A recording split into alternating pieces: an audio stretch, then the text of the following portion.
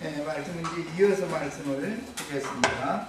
아까 에스겔 22장만 몇 절 읽고 23장까지 읽으려면 시간이 많이 걸리니까 어쨌든 우리 지체들은 집에 가셔서 자세히 읽어보시고 이제 집회 자료 내용을 왜 이렇게 성경을 이렇게 해석하고 해줬는지를 이제 성경 자체에서 해답들을 본인들이 다 찾으셔야 되니까 이런 자료로 들어가겠습니다.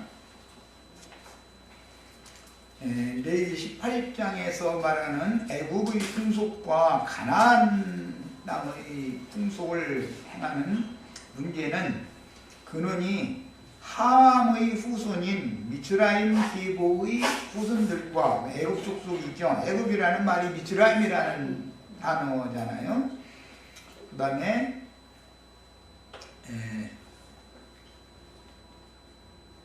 조부인 노아의 하체를 가나안이 이제 먼저 보고 그 아버지 함한테 가서 얘기를 해주니까 함은 자기 아들을 단속을 하는 것이 아니라 형제들한테 얼른 달려가서 그것을 막 고했다는 거잖아요. 우리 번역에는 그냥 고했다 이렇게 했는데 그게 뭐냐? 광포했다 이게 광포. 그래서 노아의 하체를 보고 아비에게 알린 자는 가나안이었고 그 말을 듣고 함은 형제들한테 달려가서 또 그 사실을 고했다 이래요. 그러면 아들을 낳으라고 얼른 지 옷을 벗어서 아비의 하체를 덮어드려야 되잖아요. 그런데 아버지의 하체를 가서 보고 형제들한테 가서 그것을 고했다라는 것이 우리가 생각할 때는 아이 뭐 목욕탕에 아들 데리고 목욕탕에도 가는데 그거 뭐 아버지 하체를 좀 바뀌고 그렇게 막 저주를 뽑으셔 가지고 막 그 노화가 너무 심한 거 아니야? 이렇게 사람 생각이 그렇게 해석하면 안 된다 이 말이에요. 그죠? 아들 데리고 목욕탕에 가죠.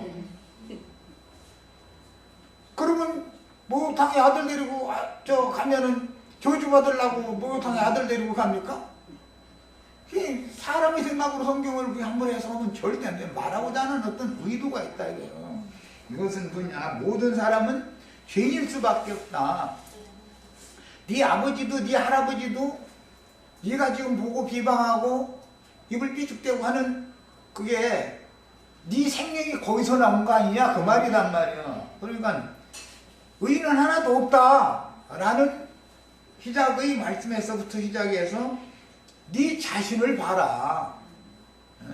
너희 아버지, 너희 할아버지 뭐 하체를 보고 삐죽댈 게 아니고 그게 바로 네 생명이다 그 말이단 말이야.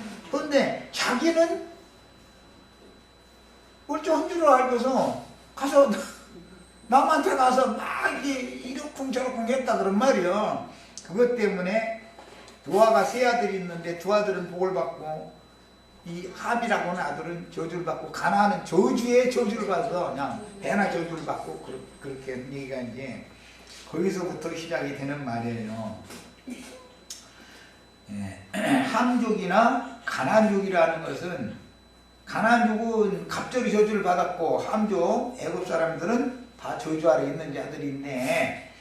그런 주제에 하나님이 불쌍히 여겨서 예수를 통해서 단번에 이룬 구속 사실을 깨닫고 자기를 부인하고 회개함으로 생명 얻는 회개를 함으로 하나님이 그를 받아주신 건데 그게 다 의뢰로 된 건데 그런 주제에 남의 어디를 보고서 얼라리 꼴라리 해서 되냐 이 말이야. 말하자면 네가 그럴 자격이 있냐 그 말이야 지금.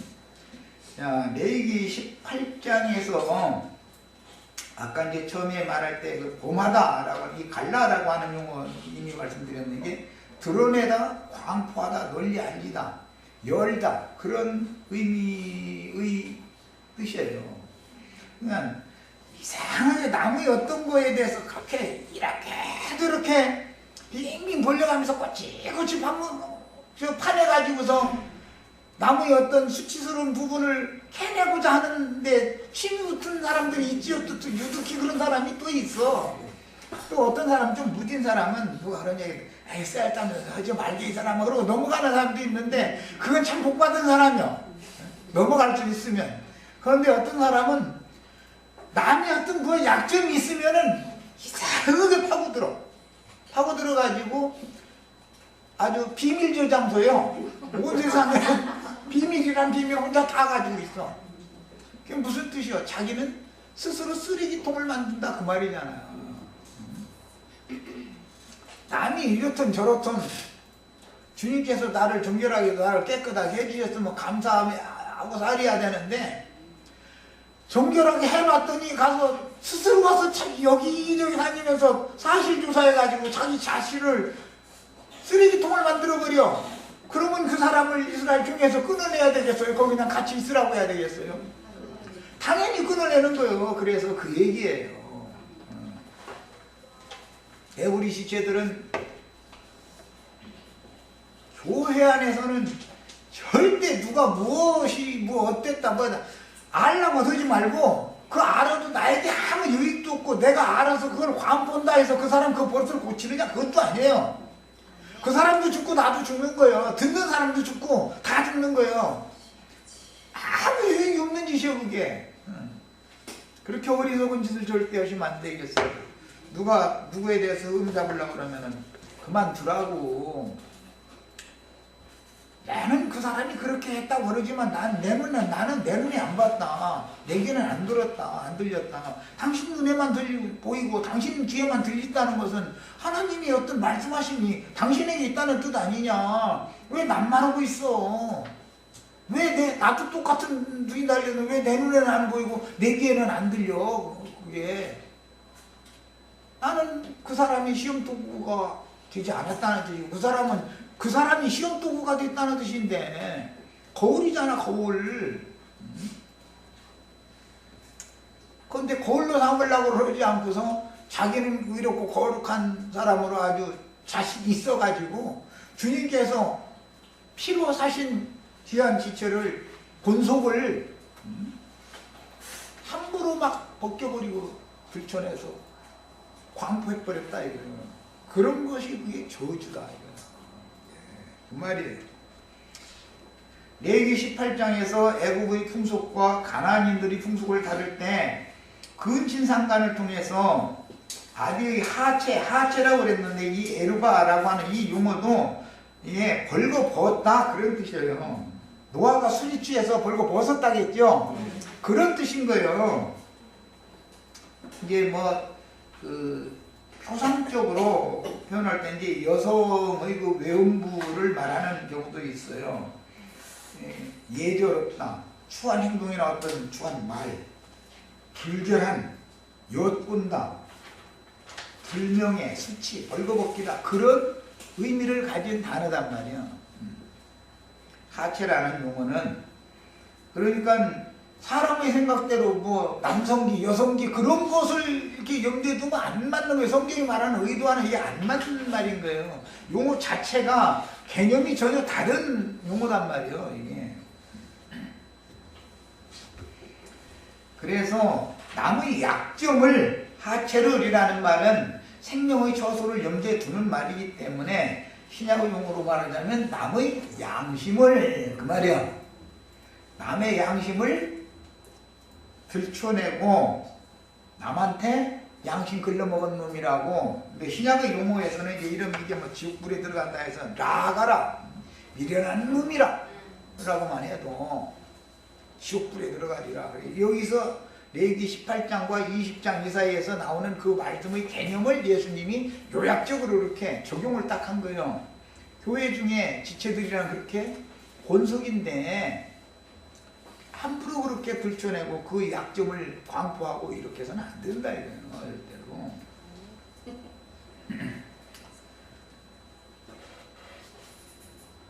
바울같이 훌륭한 사도가 그가 최후로 간증하고 가르치는 말이 뭐예요?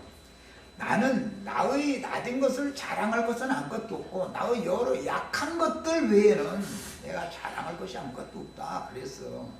그러면 바울 사도같이 훌륭한 분도 약한 것들이 한두 가지가 아니라 여러 가지가 있다는데 우리가 누구를 들춰내고 누구를 가서 어떻다 저쳤다 하고 광고할 수 있겠어? 자신의 약점을 자기를 자랑할 줄 아는 사람이 하나님 앞에 내가 얼마나 큰 은혜를 받았나, 내가 이렇게 여러 가지 약점이 많음에도 하나님은 나를 구원하셨다, 이게 확실해야 된다 그 말이야. 물론 죄인이 된 인간의 본 모습은 창세기 3장에서 보여주듯이 뱀의 꾀임을 받은 인간이 금융의 실과를 따먹었을 때 선악을 아는 일에 하나님 중 하나같이 되매 자신들의 벌거벗은 모습을 보게 되었죠. 서로 남편은 아내를, 아내는 남편을. 그 전에는 그런 개념이 없었어. 선악을 아는 나무 실과를 딱 따먹고 나니까 눈이 밝아지는데 상대방의 부끄러운 부분이 눈에 딱 들어오는 거야. 이제 그 생명의 저수잖아. 그게 상징이다 이거. 인간적인 약점을 가진 모든 사람의 양심이 보이는 거예요. 남의 내관에도 왜 법원에 가요? 상대방이 내가 당신 속 모르는 줄 알아, 이 말 때문에 가는 거예요. 사실은 다 알지요. 알면 덮어줘야지, 남편이니까. 그렇죠? 남편이 그런 사람인 줄 알면 아내니까 덮어줘야죠. 그런데 그것을 막 들춰. 소영재가 김자매 술 한잔 걸치고 친구들하고 우리 자매가 이렇고 저렇고 딴 건 다 좋은데 이거 아주 이것 때문에 나 아주 견디기가 어려워해서 하면 자매는 딴 데 가서 우리 소영재가 딴 건 놔준데 이거 하나는 이거 정말 내가 아주 못 견디겠다 그러면은 그 결혼 생활에 정상적으로 행복하게 되겠어요? 덮어줘야지. 특히 약점을 덮어줘야 된단 말이야.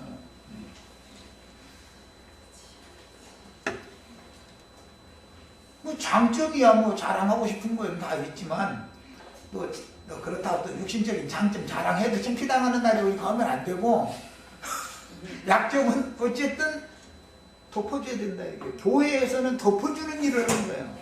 예수 그리스도의 구속이라는 말을 원래가 덮는다라는 뜻이요. 뜻 자체가 덮어준다. 그래서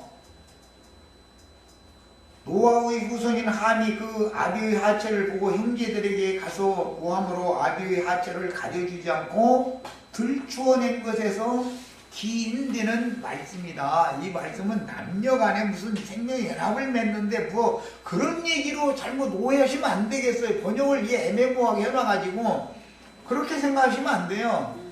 그게 아니고 남의 흐름을 절대 보면 안 된다. 이것이 더 정확한 표현인 거예요.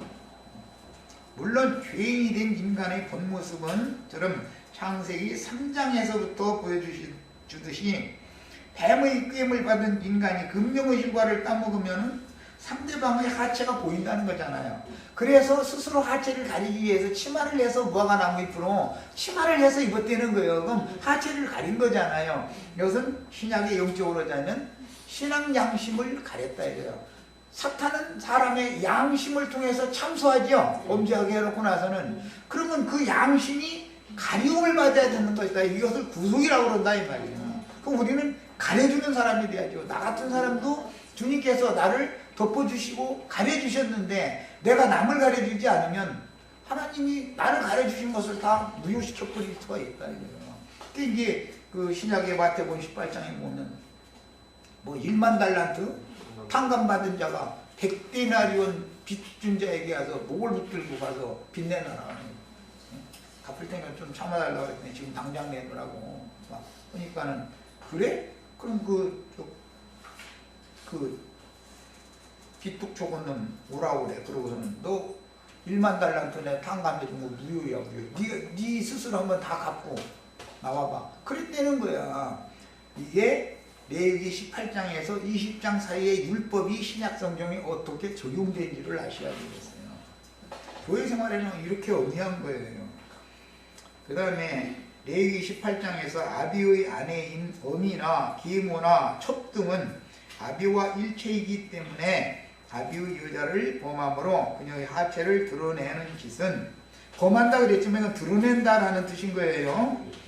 여전히 자기 자신의 육신의 생명인 아비의 하체를 드러내는 것과 같다. 말이야. 교회 중에 어떤 지체를 흉어물을 부는 것은 하나님 아버지를 망신 주는 것과 같다 그 말이란 말이야. 자식이 어머니를 함부로 대하면 아버지의 여자잖아. 저를 낳아준 어머니잖아. 그럼 그거 가만 놔둬요? 아버지면? 아버지 손에 걸리면 그것만은 용서를 안 지요. 절대로. 대부분 이제 사춘기 때 되면 엄마한테 눈을 크게 부릅뜨고 이러고 이제 하거든. 그러면 그것도 한두 번 딱 봐뒀다가 어느 날 아버지가 한 번 딱 걸리면 그때는 이제는 그때 딱 잡아줘야지 그대로 굳어지게 어른되게 만들면 그놈은 절대 효도하지 않습니다.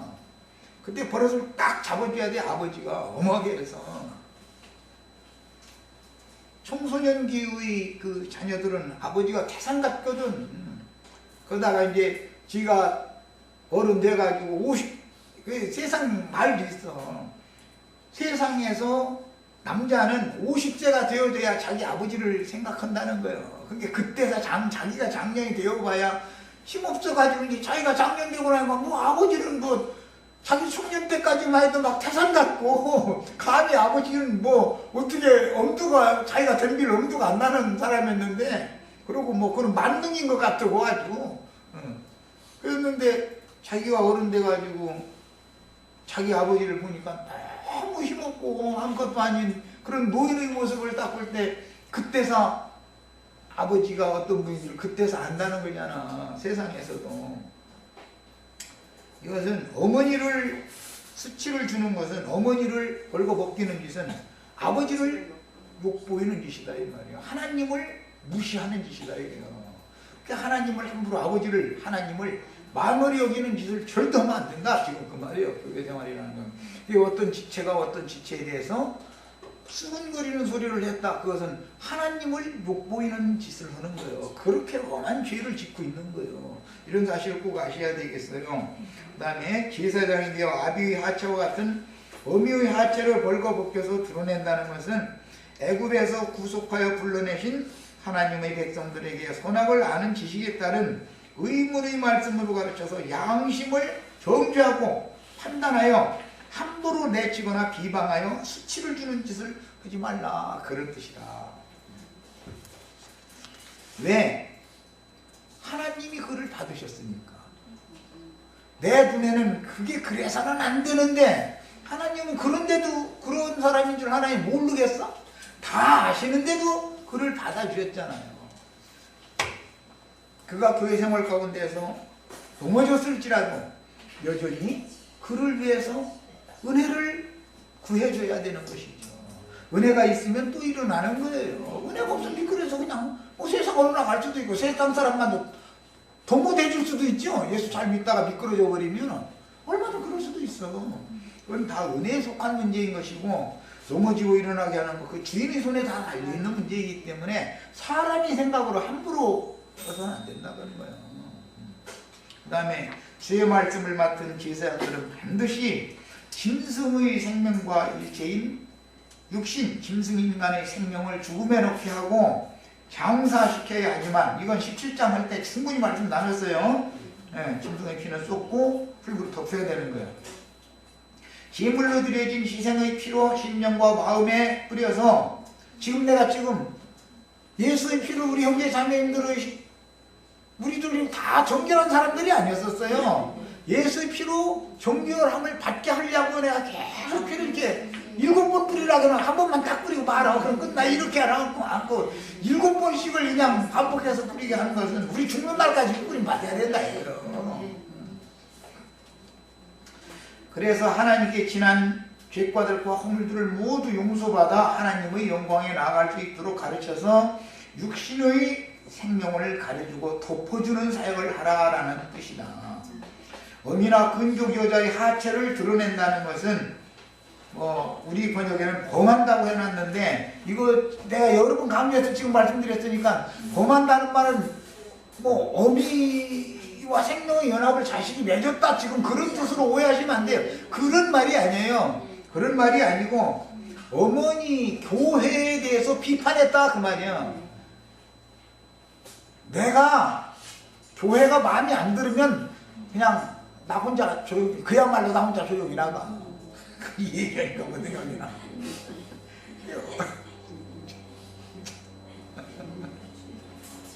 그럴 일이지 교회를, 어머니를 함부로 벌거벗겨가지고 들춰내면 안 된다 이거예요. 그것은 하나님 아버지를 모욕 주는 짓이다 이거예요. 자식놈이 어머니의 하체를 들춰냈다면 이게 아버지와 일체잖아. 어머니의 하체는 아버지의 하체와 일체인데, 예수님의 양심을, 교회를 비판한 것은 예수님의 양심을 모욕한 거다 이거예요. 하나님의 영을 모욕한 짓이지요. 그래서 하나님의 자녀들의 양심과 마음을 자기 기준과 자기의 잣대로 교사하고 공포하고 비방함으로 사탄의 앞잡이가 되어 참소자 노릇을 함으로 불쌍히 여김을 받아야 할 죄인들을 구속하신 죄인들이지. 그 사람들은 부끄럽게 하고 수모를 당하게 하는 의문의 율법 말씀으로 정죄하고 판단하는 것을 상징하는 것이다. 어머니의 하체를 드러낸다. 고모나 이모나 숙모의 하체를 드러낸다. 자매의 하체를 드러낸다. 이것은 범했다라고 번역을 해놨지만 사실은 들춰낸다 이거예요. 다 들춰서 광포한다 그런 말이에요. 그것은 그런 권속관계를 맺도록 예수님의 단번 속죄를 통해서 이루어놓은 예수님의 피 흘림 구속을, 예수의 피를 부정한 것으로 여기는 짓이다 이거예요. 그러면 하나님은 인간에게 모욕당하는 것이죠. 아버지는 어머니를 부끄럼 주는 아버지가 창피한 거 아니야. 루벤이 아버지의 여자를 범했을 때 야곱은 그 소리를 들었지만 말을 못한 거예요. 왜 그랬겠어요? 그보다 더 부끄러운 일은 없잖아. 어디다 대고 말을 하겠어. 입 밖에 이걸 내겠어. 그렇잖아요. 교회 생활이 얼마나 엄연가를 배우셔야 돼. 괜히 함부로 따따붙다 하려고 그러고 그냥 대나무 때나 선생 노릇하고 싶어가지고 이렇게 그런 식으로 함부로 행하면 안 된단 말이에요. 교회라는 거는. 이런 악행은 율법 선생이 되어 의문의 직분을 행하는 것인데, 선악을 아는 일에 하나님 중 하나가 되어버린 저주받은 인간들을 통해서 뱀에게 쓰임받는 짓이므로 값없는 은혜로 말미암아 어린 양 예수의 피값으로 사신받은 형제 자매를 타락한 인간의 의에 따라 함부로 정죄하고 판단하면서 자신의 불의와 불법한 행위들은 종교적인 율법 행위로 무화과나무 잎으로 치마를 해서 가려보려고 하는, 그게 다 간교한 뱀이 시키는 짓이다. 그거는 마귀 짓이다 이거예요. 그러므로 피를 흘리는 예법과 핏부림을 받는 규정인 레위기 17장의 말씀에 이어서 레위기 18장, 19장, 20장까지 애국과 가나안 사람들 곧 함 자손들이 행하는 풍속을 엄히 금하는 말씀으로 이어지는데, 저주받은 땅이 그 거민을 토해내듯이 가나안 땅이 가나안 족속들의 행위를 이스라엘 백성들이 들어가서면 가나안 족속들을 하나님이 다 지금 진멸하는 것처럼 이스라엘 백성들이라 할지라도 그 땅이 이스라엘 백성들을 다 토해낼 거다 그랬죠. 네. 이것은 경도로 피를 흘리는 여인과 구합을 하면 하나님께로부터 끊임당한다라고 오늘 레위기 18장 19절과 25절에 이렇게 기록이 되어 있는데, 경도하는 여인과 구합을 하면 이스라엘이 종에서 끊어낸다는 거잖아요. 그럼 무슨 뜻이냐? 피를 흘리는 여인이 상징이다 이거예요. 이것은 육체의 오름, 육신의 생명이 강력하게 살아서 역사되고 있는 사람을 하나님이 보시기에는 정결한 태가 아니다. 그래서 그 한 달 내 묵고 맑은 그 피를 다 쏟아내고 신선한 새 피가 운행될 때 딱 기간을 정해두시고 그때 남편을 만나서 잉태를 시키는 것이 하나님에게 우선 태를 치료부터 해야 된다고요. 부정한 피가 운행되고 있는 그 사람에게 잉태시키면 안 되니까 월경을 매달 한 달 한 번씩 하게 한 거 아니야. 예, 상징이다. 그래서 육신의 생명이 강력하게 살아서, 즉 말하자면 자기의 선함과 자기의 오름이 너무 강력해. 처녀성이 아주 강해.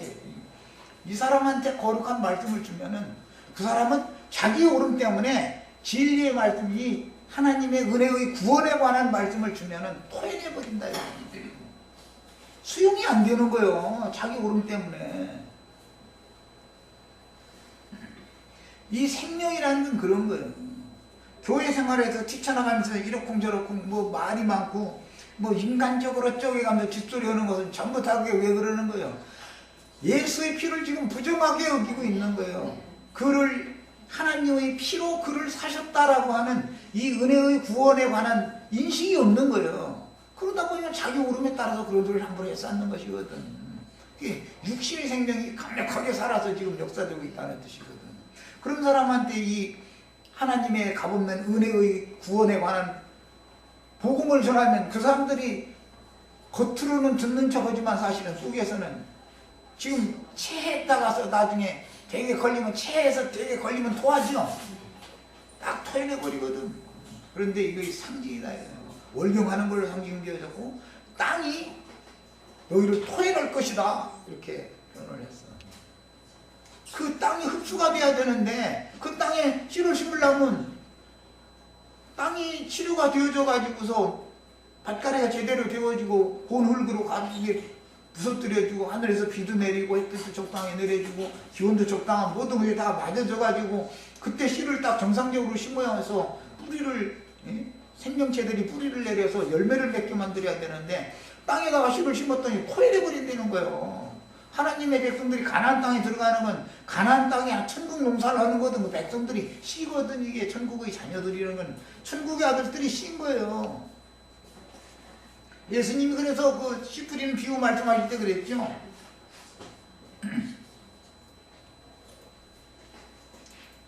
최초의 씨는 예수님이었지만 천국의 아들들은 천국의 씨다. 그래서 우리 형제 자매님들이 다 천국의 씨야. 지금 이 세상에 천국 씨를 심고 있는 중이에요. 형제 자매님들을 씨를 심고 있는 중이에요. 그런데 형제 자매님들이 가서 이 구원의 말씀을, 은혜의 말씀을 가서 선포를 하면은 자기의 옳은 것이 강력한 사람들은 받아들이냐 이거요. 헐섭이 앉아있다가 말도 같지 않은 소리 하지 말라고. 그래도 그렇지 사람이 말이야. 이러고 뭐 막 그냥 자기보다 윤리 도덕적으로 못한 사람은 이 세상에 누가 있는데, 응? 자기가 이 세상에서 가장 거룩한 사람인 것처럼 함부로 남을 판단을 하면 자기보다 윤리 도덕적으로 못한 사람은 또 누가 있어? 다 나보다는 낫지, 솔직히. 그렇잖아요?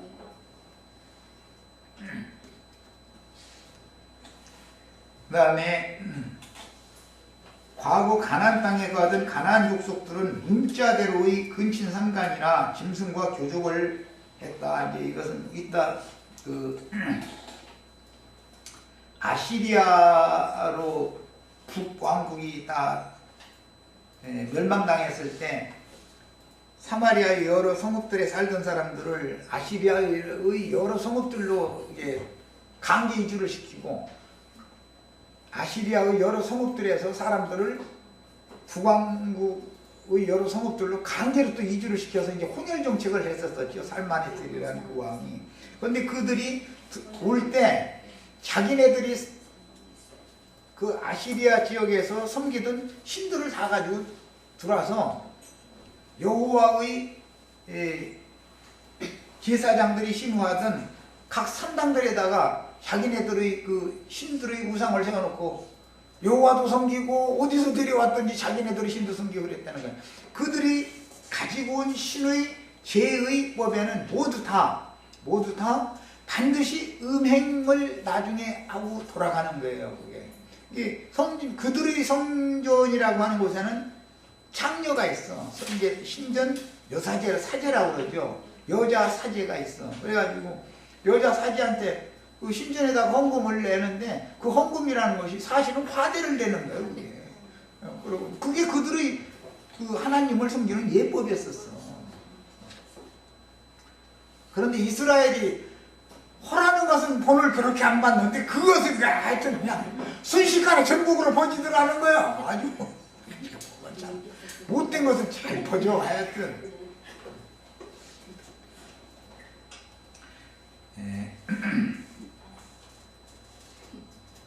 짐승과 이처럼 가나안 땅 족속들은 뭐 짐승과 교접도 하고 신전에 가서 신전 창녀와 음행도 하고 이제 그런 짓을 하고 지냈는데 그들이 숭배하는 바알과 아세라를 위한 제의 순서에는 반드시 음행이 들어있었고 이스라엘 백성들이 그들의 행습을 받아들여 여호와도 섬기고 가나안의 신들도 섬기는 영적 간음을 행하다가 북왕국은 아수르의 남왕국은 바벨론에 의하여 멸망하고 포로되어 때가 차기까지 종살이를 했습니다.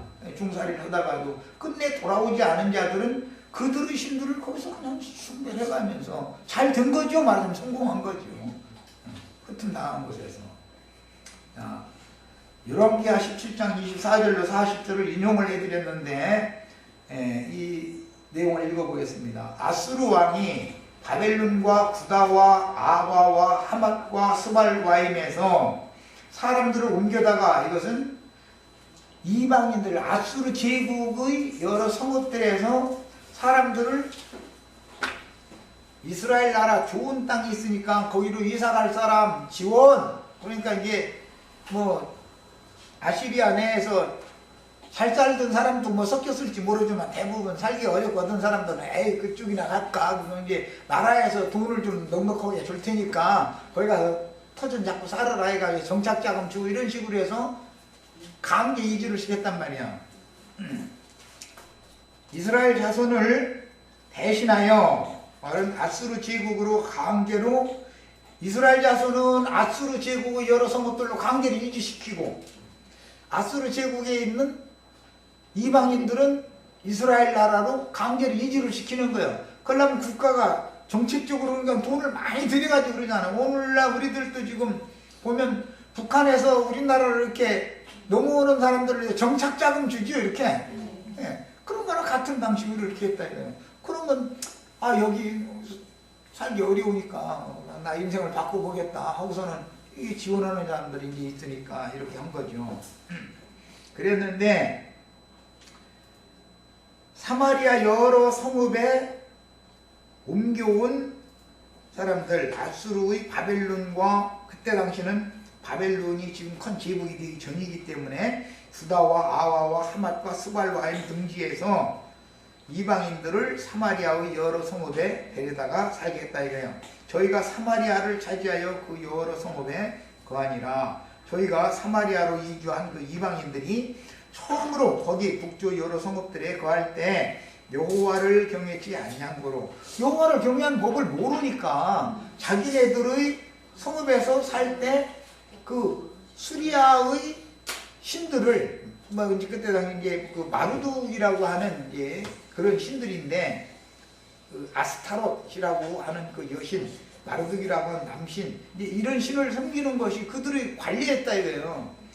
예를 들어서 세상 사람은 돈신 섬기는 게 관리지요. 너무 당연한 거예요. 교회에 오면은 돈신을 일체 교회에 갖고 오지 못하게 하기 때문에 막 처음에는 세상 버리는 것만 해도 아주 힘들거든. 그런데 가나안의 신 기독교계의 모든 풍속을 버려라 이제 이렇게 나오면 세상에서 떠나는 것도 힘든데 아이고 기독교에 가면 선한 말씀을 막 가르치고 좋은 사람 되세요 옳은 사람 되세요 뭐라고 세례를 수년을 가르침을 받다가 여기 와서는 그다 쓸데없는 소리다 이래버리면 그러면 뭐야 이거 도대체 어떻게 하라는 말이야. 이게 혼동이 와버리죠. 그건 무슨 뜻이에요? 자기의 옳음과 자기의 선함이 강하게 살아있다. 지금 월경중이다 그 말이잖아요. 그래도 진리의 말씀 구원의 복음을 토해내버려. 하나님의 씨를 거부해버려. 월경하는 여자한테 생명의 씨를 심으면 토해내죠. 그 심어질 리가 없잖아. 다 피해 속해서 다 도로 토해내게 마련인 건데 상징이다 이거예요 이게. 하나님의 말씀을 우습게 여기게 돼 있다. 이게 자기 오름이 너무 강한 사람은. 그러므로 혹이 아수르 이제 그랬더니 여호와를 경외치 아니함으로 여호와께서 사자들을 천사들을 말이요 그 가운데 보내심에 몇 사람을 죽인지라 그랬는데, 이것은 풍토병 이제 먼 이국에서 살던 사람이 갑자기 어느 이방 나라로 이사를 먼 나라로 이사 가면 풍토병 이런 게 생기죠. 그리고 향수병도 이제 나중에 여기 가면 성공할 줄 알았는데 살아보니까 녹록지가 않거든. 그러면 나중에 그때 고향에서 내가 이 고생을 그때 했으면 내가 성공했을 텐데 이 말이 나오게 돼 있는 거예요. 그러나 뭐 이미 종착자금 받아가지고 다 뭐 해서 날려먹었는데 돌아갈 수도 없잖아. 이제 다 그렇게 되는 거예요. 그런 상황에서 이제 풍토병이 막 돌고 이러니까 이제 몇 사람이 죽은 거예요. 그러므로 혹이 아수르 왕에게 고하여 가로되 당신의 그 이민 정책이, 이 혼혈 정책이 지금 실패로 돌아가고 있습니다. 이렇게 일러줬다는 말이죠. 왕께서 사마리아 여러 성읍에 옮겨 거하게 하신 멸방 사람이 그 땅 신의 법을 알지 못하므로, 이 말은 여호와 신을 섬기는 그 예법에서는 뭐 요사제 오고 뭐 저 세상 말로 재미보고 나오고 그런 게 없잖아. 그럼 이거는 여호와를 섬기는 건 너무 밋밋하고 재미가 없는 거야. 예배당에 다닐 때는 날마다 뭐 하면 축복 있으라 뭐하라 참 있잖아요.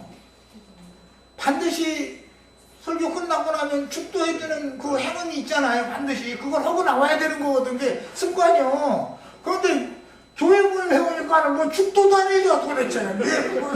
그러고 무슨 뭐 세상에서 복 받으라는 말도 안 해주고, 육신적으로 뭐 잘 되라는 말도 안 해주고, 세상에서 잘 되면 집회 모임에 안 와. 오히려 바빠가지고 뭐 하려고 해도 잘 안 되면 실직당하니까 이렇게 오는 거야. 이거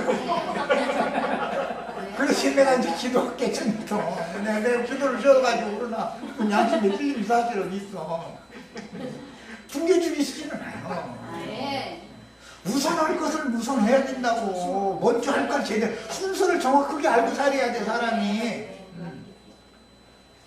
그동안에 빚을 얻어먹고 살아도 빚줄 사람이 다 준비되어 있어. 걱정 마.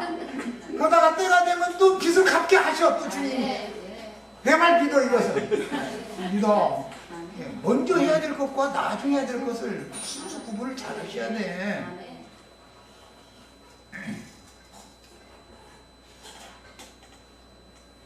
자, 그러니까 이제 왕이 자기의 이 혼혈 정책, 이민 정책을 이렇게 하는 것은 여호와 신을 섬기는 사람들은 그들의 정신 세계를 파고 들어가고 그들의 문화를 무너뜨릴 방법이 없기 때문에 지금 혼혈 정책을 해가지고 아수르의 문화를 이스라엘 사람들이 받아들이게 만드느라 이런 거 아니에요. 일본이 우리나라 침략했을 때 한글 못 배우게 만들고 가나 억지로 배우게 만들었죠. 그럼 왜냐하면 그것은 문화 침략이다 이거예요. 정신세계 침략이거든. 군대로 동원해서 땅을 군함발로 밟아놨어도 그들의 정신세계가 죽지 않고 있는 한은 결국은 저희는 쫓겨나는 날이 온다는 걸 알고 있는 거거든. 그러니까 사마리아를 정복한 왕은 이것은 군대가 정복한 것이 끝이 아니다 이거예요. 문화적으로 정복을 해야 된다. 정신세계를 정복해야 된다는 걸 알고 있었기 때문에 혼혈 정책을 했는데 이 혼혈 정책이 실패로 돌아가게 생긴 거예요. 지금 상황이. 자, 이런 소문이 본국에 다 퍼질 텐데 거기 가가지고 아무래도 죽었다더만 무슨 죽었다더만 했으면은 지원하는 사람이 앞으로 나오겠어요? 안 나오겠어요? 안 나오죠. 그럼 혼혈 정책이 추진이 안 되죠. 이제 이러니까 그러면 그 사마리아 성읍에서 포로로 사로잡아온 제사장 중에 똑똑한 사람 하나를 다시 거기로 보내라. 다시 그 자기 고향으로 보내가지고 총 책임하에 여호와 섬기는 법을 가르쳐라. 가르치게 해라. 그랬다 이거예요. 그런데 여호와 섬기는 법을 가르치면은 거룩한 하나님을 섬기는 신앙생활과 세상 축복받고 축복 다 빌어주고 나서 설교 다 끝나고 나면 축도해줘가지고 마지막에는 꼭 행음을 하는 순서를 하는 거니까 아주 그게 이방신을 섬기는 사람들이 그 행습이요 그게. 그래가지고 축도 받기 전에 나가려고 그러면은 아예 나가지 말라고. 그 사람은 이제 자동차 빨리 이제 그 많은 데서 빼서 나가려고 미리 나오려고 그러면 에이 축도를 안 받고 나가면 얘네 오늘 헝컹헝컹더라고. 아이 이러네. 그러니 축도 끝내야 되잖아. 그 행음을 하고 해야지. 그 다음에 안 되거든 이게. 그게 그들의 주례예요 이게. 그런데 여호와 섬기는 법을 가르침 받으니까 그게 없네 이제. 그럼 무슨 재미가 있어야 돼? 무슨 세상에 축복 주는 것도 아니고 사람이 말이야 자식 육체가 싫어하는 것만 골라가면서 하라네. 그거 육체가 좋아하는 것은 그건 절대 하면 안 된다고 그러고 그건 재미가 없는 거야 이게. 그러다 보니까 부딪히지 않을 수가 없죠. 그래서 교회 생활에 적응을 못하고 튀어나가가지고 딴소리 뒷전에 하고 다니는 사람들은 다 그게 육이 살아있어서 그러는 거예요. 옛사람이. 그 옛사람 안에서는 그리스도가 은혜로 왕노릇 하는 게 아니라 죄가 왕노릇 하고 있는 이 사실을 너무 지금 모르고 있는 거야. 자기 자신이 속고 있는 거거든 지금. 그런데 각 민족이 각기 자기의 신상들을 만들어 사마리아 사람의 지금 여러 산당에 두드라는 거예요. 자, 이것은 이제 계시록 13장에는 땅에 짐승들이 올라와서 바다에서 올라온 짐승의 우상을 각처에다 세우게 만드는 것은 결론이 이렇게 나오죠. 자, 그거는 뭐냐? 유명한 거룩한 신부님, 목사님들을 세워놨다 이거예요. 해당들마다. 이것은 뭐냐? 마귀가 주님의 교회를 점령하는 방법이다 이거예요. 예. 모든 교회들마다 아수르 사람들이 섬기던 자기 원래 고향에서 섬기던 그 신상을 갖다가 회당들마다 다 갖다 그걸 해오는 거예요. 그러나 실제는 여호와가 예배를 받는 게 아니라 사탄이 예배를 받는 것이죠. 이렇게 만들어질 거예요. 이게 오늘날 기독교다 이거예요. 내가 어제 이제 그 함의 아들 구스의 아들 니무롯이라고 하는 사람과 그 어머니였던 세미라미스라는 여자가 어떻게 로마교로 흡입되어져서 들어가지고 기독교로 지금 이렇게 흘러나왔는가 이거 이제 자료를 올려놔드렸는데 다음 받아 꼭 읽어보세요. 참고 자료로. 그런 걸 알고 예수를 믿어야 돼. 믿으면. 아와 사람들은 나파스라고 하는 이제 우상을 만들어 세웠다 이거죠. 다르닥을 만들었고 스발와임 사람들은 그 자녀를 불살라 그것이 아드람멜렉과 아람멜렉에게 멜렉이라는 것은 방백 왕 그런 뜻인데 그들이 남신에게 자기 자녀를 불 가운데 지나게 만들었다 이제 이랬는데 이것은 아주 열심히 특심이 되는 구역장님 삼아주셨다. 구역장님, 조장님 계급 붙여주면은 그 사람은 불 가운데 막 지나다니죠. 불에도 넘어지고 물에도 넘어지고 그런데도 막 거품으로 막 알렐루야 막 해가면서 막 열심히 특심이 되게 만드는 거예요. 근데 이런 사람들 만나면 요 안양역 뭐 큰 역이라는 데는 가보면 거품 보는 사람들 다 있죠. 다 그게 뭐 하는 사람들이에요? 아드람멜렉과 아남멜렉에게 지금 그 신에게 자기 자식을 갖다가 이렇게 바치는 그선 제사의 법을 행하게 만들어 놨더니 그 열심을 내는 거 아니야.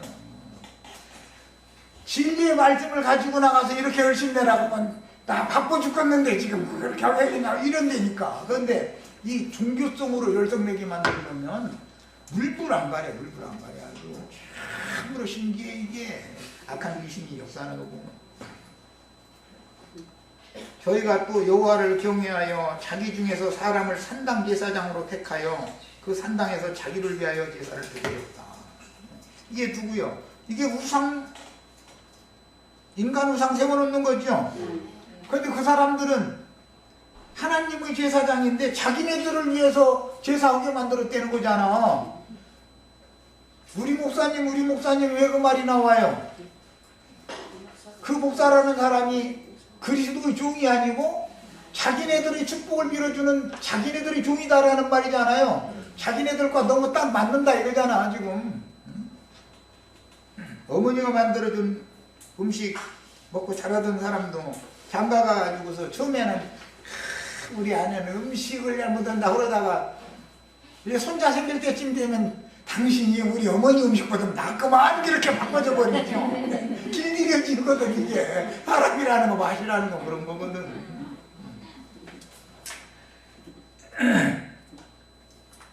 그래서 저희가 오늘까지 이전 풍속대로 행하여 여호와를 경외치 아니하고 여호와께서 이스라엘이라 이름 주신 야곱 자손에게 명하신 율법과 계명을 준행치 아니하고 어디에서 옮겨왔든지 그 민족의 풍속대로 자기네들의 신도 섬기고 여호와도 또 섬겨.